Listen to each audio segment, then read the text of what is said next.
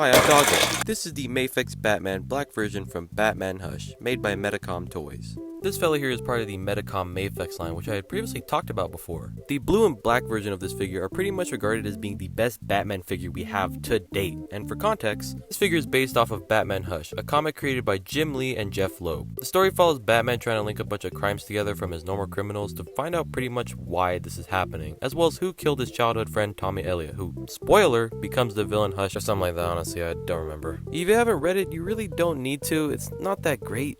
As for the Mafex line of figures, they started back in 2021 and have gradually been filling out the characters from Hush, but the choices of characters have been very strange. Like, Hush was the third figure in the line despite the comic being named after him, and Jumper Batman being made, like, why? But other than the weird character choices, they have been crushing it with the lines, perfectly capturing the designs of these characters, and have more coming along with Huntress, Poison Ivy, and Nightwing on the way.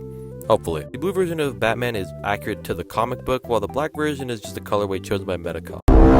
Now, I'm personally about the black version of Batman because it's the look of Batman from the Lego Batman video games, which is honestly the only reason why I started buying DC figures in general. Speaking of that Batman, painting and sculpting on this figure is great. The design is very simple due to this costume not being too complex, but has great shading on the muscles to really try and make the sculpt pop, as well as having a semi-gloss on the body and a matte finish on the black areas. The boots, gloves, and chest bat are painted gray, as well as the head, with the sculpt that captures Jim Lee's design amazingly. Metacom, in my opinion, kind of struggles following the style of different artists, but this is definitely one of their best. The body is great with him being buff but not built like a truck. With the arms, upper chest, and lean structure, sometimes the legs look a little too thin, but I think it might just be me looking at the upper body. The only real skinny part is the knees, which looks funky, but it's only if you're looking at the side. The bat on the chest is sculpted in to add depth, as well as the lines at the boots and gloves. The iconic spikes on his gloves are also sculpted nice. Even the boots' soles are accurate to the comic book. The cape is cloth with bendy wires to allow you to pose the cape, which should be the standard for all companies making cape figures. Metacom's capes aren't perfect though. Many people's wires in the cape either unhook or just poke out when messing with them, so do be cautious. The cape is set in the front, but you can pull it back to go behind the shoulders.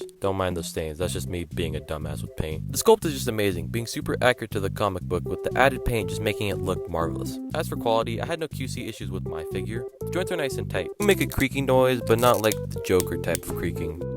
They're satisfyingly tight. Moving on to his accessories, he comes with a pair of fists, relaxed hands, open hands, grabby hands to hold one of these batarangs. You get this curved one and bat-shaped one, and you get two of each. Hands with batarangs in between each fingers, hands to hold the cape, and grapple gun hands that you could put this short hook or the hook with the straight wire.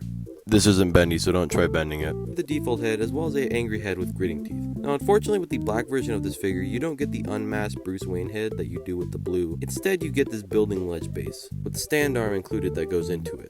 It's based off the cover of the first issue of Hush, and it's painted super well. The accessories are pretty good. He comes with all the hands he needs, and the grapple pieces are nice. Really, the only thing I can ask for is the Bruce Wayne head, but honestly, I don't care. But if you do, then yes, that is a negative towards the figure. But otherwise, he comes with what he needs. Accessories are only half of the figure, so how well can he move? You get the Mafex style dumbbell at the head with the ball joint at the base of the neck, which allows him to look up a great amount, down super well, tilt, swivel. There's ball joint at the shoulder and inside the shoulder cap, which allows the arm to move all the way around. Butterfly forward this far, back, rotate 360, arm moves out, bicep swivel, double bend at the elbow, which allows for great movement despite him being so buff, hinge swivel at the wrist, which goes up and down and in and out. There's a ball joint at the diaphragm and waist. The upper ball joint doesn't do much of the movement, but the waist allows for it to crunch super well.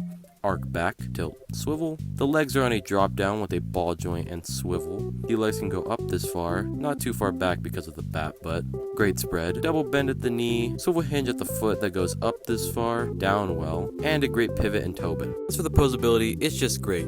Just like Spider-Man, he feels so nice to move and play around with. The ball joint in the shoulder cap really helps the butterfly, and the inner ankle not being sculpted over also helps. As for scale, here he is with the Mafex Wolverine and Spider-Man, the Mafex Superman and McFarlane Martian Manhunter, the DC Icons Flash and Deadman, the DC Universe Classics Riddler and Penguin, Killer Moth and the DC Direct Mad Hatter, the Collect and Connect Bane and Killer Croc, the McFarlane Clayface and Storm Collectibles Lobo, the DC Icons Deathstroke and Revoltech Red Hood, and finally, here he is with the Mafex Joker and Harley Quinn. In the end, this figure is great. This is one of Metacom's best figures and arguably the best they've made. The posability, accessories, sculpt, all what you would have wanted from a Batman figure. The Hush line is truly a DC fan's dream, and so glad that it was made for all Batman fans. It also doesn't matter which color you get, just up to preference as both figures are great. If you wanted to get this figure now, Yikes. Its price is super high right now, but I would hold out as it's not hard to predict that they'll re-release either version of Batman when Nightwing releases. Thank you for watching this video. If you liked it, leave a comment and let me know if you got this guy and what your thoughts are on it. Being a DC collector is hard, so I'm glad Medicom is feeding us with these great releases. I'm definitely excited for Nightwing, but